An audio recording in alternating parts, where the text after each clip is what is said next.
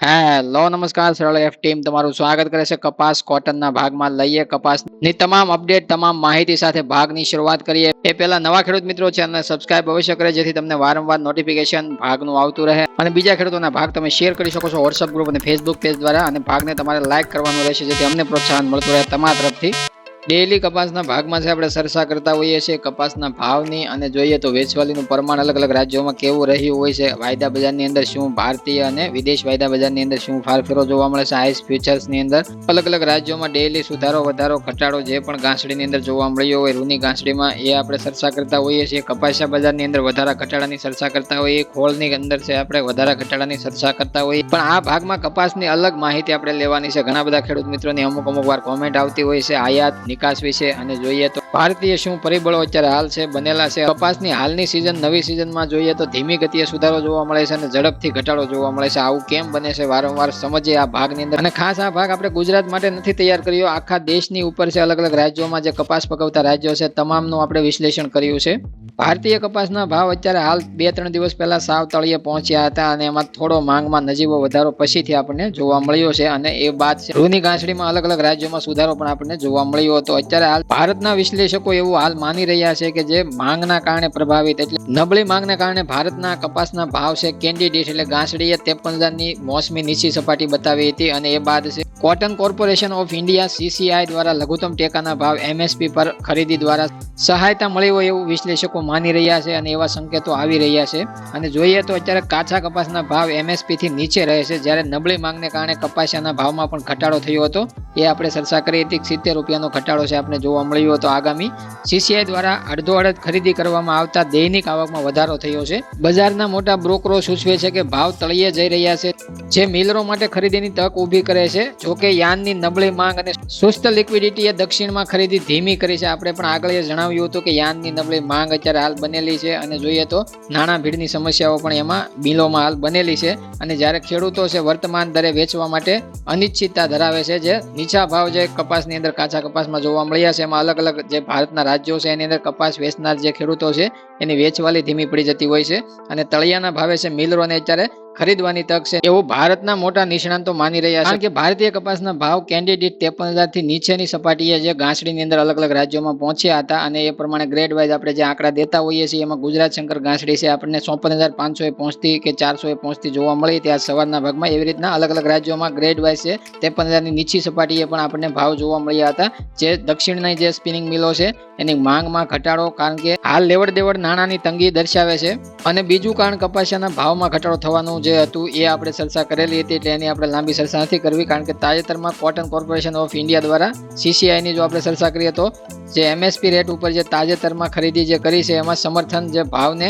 Candidate 53,000 થી 54,000 સુધી પહોંચવા માટે જે આપણે સુધારો પાછલા 3 દિવસમાં થયો છે હાજર બજારમાં રૂની ઘાસડીમાં એમાં CCI નો પણ થોડો ફાળો ગણી શકીએ કારણ કે ખરીદી છે ઘણી બધી ગુજરાત સિવાયના રાજ્યોમાં CCI દ્વારા કરવામાં આવી છે એના લીધે ભાવને સમર્થન મળ્યું છે કારણ કે કપાસની દૈનિક 1,60,000 ઘાસડીની આપણે ડેલી જે રિપોર્ટની અંદર આપણે ડેલી ભાગની અંદર જે સમજાવતા હોઈએ છીએ એની અંદર આપણે જોઈએ તો 1,60,000 આજુબાજુ આપણને આવક છે ઘાસડીની જોવા મળે છે જેમાં અડધાથી વધુ ખરીદી CCI દ્વારા કરવામાં આવે છે એવો હાલ છે દક્ષિણના અને અલગ અલગ ભારતના તમામ કપાસ પકવતા રાજ્યોમાંથી જે ડેટા મળે છે એના ઉપર આપણે ચર્ચા કરીએ છીએ અને એ જે બજારને કામ ચલાવ સ્થિતિ પ્રદાન કરતી અત્યારે હાલ CCI ની ખરીદી ભાવને કપાસના ભાવને ટેકો આપતી જોવા મળે છે ઘટેલા વાવેતરને કારણે આ સિઝનમાં કપાસનો ઓછો અંદાજ હોવા છતાં નબળી માંગને કારણે ભાવ પર દબાણ રહ્યું છે કારણ કે કપાસિયાના ભાવ પણ નોંધપાત્ર રીતે ઘટ્યા છે અને 3600 થી લઈ અને 4,200 રૂપિયા સુધી ચાલતા કપાસિયાના ભાવ પ્રતિ ક્વિન્ટલના 5 મણના ભાવની આપણે ચર્ચા કરીએ છીએ જેમાં સિઝનની શરૂઆત બાદ ધીમો ધીમો ઘસારો ઘટાડો જોવા મળ્યો અને પછી પાછો પ્રતિ ક્વિન્ટલે ભાવ 3,000 રૂપિયાથી લઈ અને 3,700 રૂપિયા સુધી નીચે આવતા જોવા મળ્યા જે કાચા કપાસને ભાવને વધુ અસર કરે છે ભાવ ઘટાડામાં જે બીજા નંબરની ભૂમિકા ભજવતું કારણ છે અને આપણે જોઈએ તો ઘણા બધા ક્વોલિટી કપાસની જે આવે છે એની અંદર છે ઘણી બધી ઉતારા વગરની ક્વોલિટી કે ઉતારો ઓછો હોય છે એની અંદર છે કપાસિયાનું પ્રમાણ વધારે હોય છે એના લીધે છે એના ભાવ છે વેપારીઓ આપવા માટે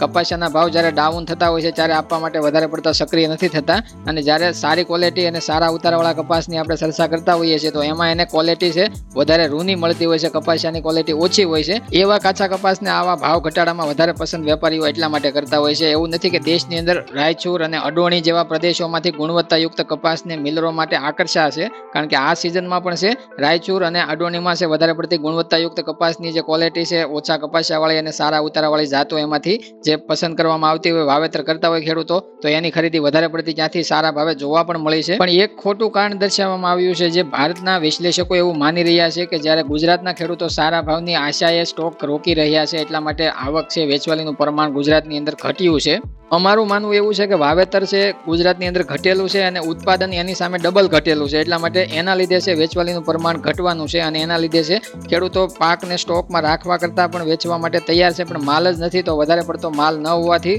બજારમાં માલનો ભરાવો દેખાવાનો નથી ગુજરાતમાં. જોકે ગુજરાતના આગળના આંકડાઓ આગળ સિઝન જે મધ્યમાં પહોંચે ત્યારે એના આંકડાઓ જોઈશે ત્યારે મિલ એસોસિએશનની પણ આંખો ખુલ્લી રહી જશે. એટલે મિત્રો આ ભાગની અંદર આપણે ચર્ચા આગળ જે કરી છે એના ઉપર આપણે સમજવા મળે કે આ સિઝનમાં કપાસના ભાવ એક તો આપણે કેન્ડી દીઠ એટલે કે ગાંસડી દીઠ છે આપણે 53,000 કરતા નીચે સ્તરે પહોંચતા જોવા મળ્યા. બીજો પોઈન્ટ કહીએ તો સીસીઆઈ દ્વારા છે એમએસપી પરની ખરીદી એ કિંમતોને નજીવો ટેકો આપ્યો, એ ગુજરાત સિવાયના ભારતના બીજા રાજ્યો માને છે. અને જોઈએ તો આના ઉપર આપણે જે ચર્ચા આગળ કરી છે એના ઉપર અમને એવું લાગે છે કે કાચા કપાસના જો આવી રીતના ખરીદી હોય તો કાચા કપાસમાં ભાવ સમગ્ર દેશમાં એમએસપી કરતા નીચે અત્યારે હાલ ચાલી રહ્યું હોય, કારણ કે ગુજરાતની અંદર પણ સીસીઆઈ દ્વારા ખરીદી ચાલુ થઈ ચૂકી છે. એટલે આગલી સિઝનમાં સીસીઆઈની પણ ખરીદી ગુજરાતમાં નથી પહોંચી અને ભાવ છે આ સિઝનમાં તમામ સમગ્ર દેશની અંદર તમામ રાજ્યોની અંદર સીસીઆઈના એમએસપી રેટ કરતા ભાવ નીચે પહોંચ્યા એ આપણને સમજવા મળે. અને આ સિઝનમાં તે 7% ઉત્પાદન ઘટાડાનો પોઈન્ટ પણ છે બનેલો છે. આ સિઝનમાં પોઈન્ટ હાઇલાઇટ કરીએ તો આપણને જોવા મળે છે કે યાનની નબળી માંગ અને સુસ્ત લિક્વિડિટી એ મિલરોની ખરીદીને નુકસાન પહોંચાડ્યું છે. 100% સિઝનની શરૂઆતથી અત્યાર સુધીના સમયગાળામાં જે ખરીદી 50% જે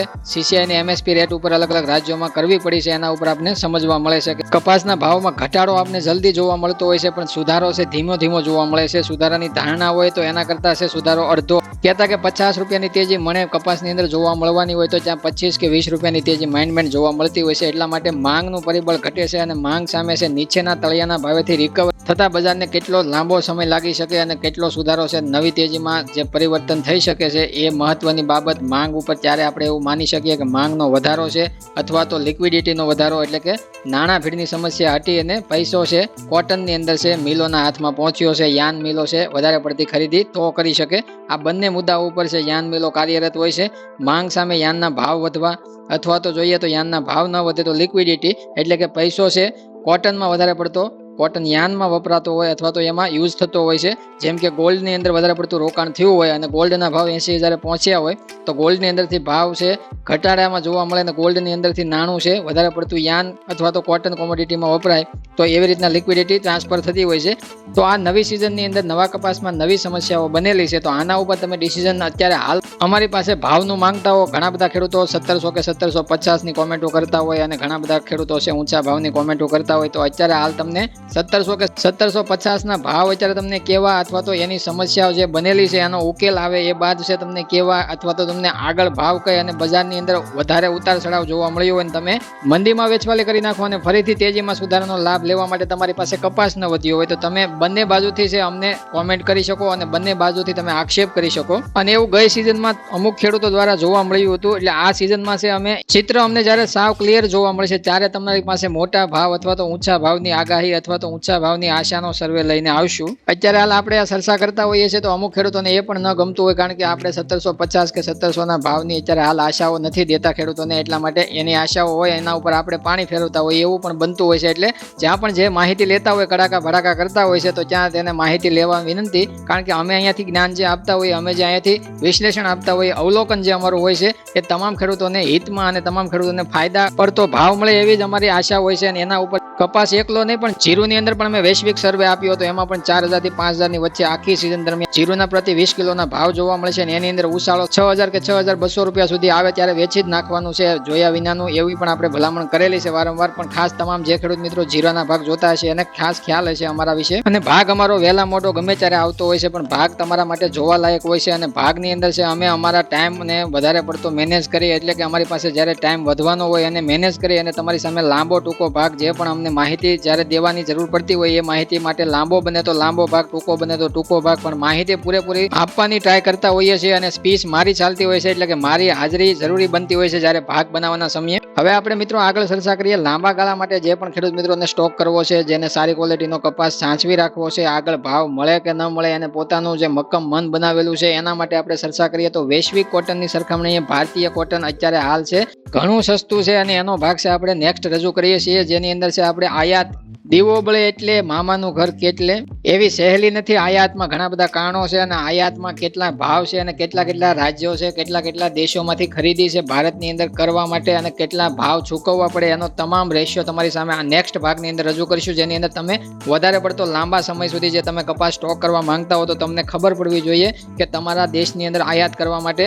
આયાતીઓને અથવા તો ભારતની મિલોને, સ્પિનિંગ મિલો હોય કે યાન મિલો હોય, કોઈ પણને કેટલું નાણું ચૂકવવું પડે અને કેટલી સસ્તી ઘાસડી બહારથી અને આપણા દેશમાં પડે છે. અલગ અલગ દેશની આપણે માહિતી લઈને ફરી નેક્સ્ટ ભાગમાં હાજર થઈશું. ત્યાં સુધી હું રામભાઈ રજા લઉં છું. તમામ ખેડૂત મિત્રોને ભાગ ગમ્યો હોય તો લાઈક કરો અને ભાગને વધારે તમામ ખેડૂતો સુધી શેર કરો. જય જવાન, જય કિસાન, જય ભારત, જય ઠાકર.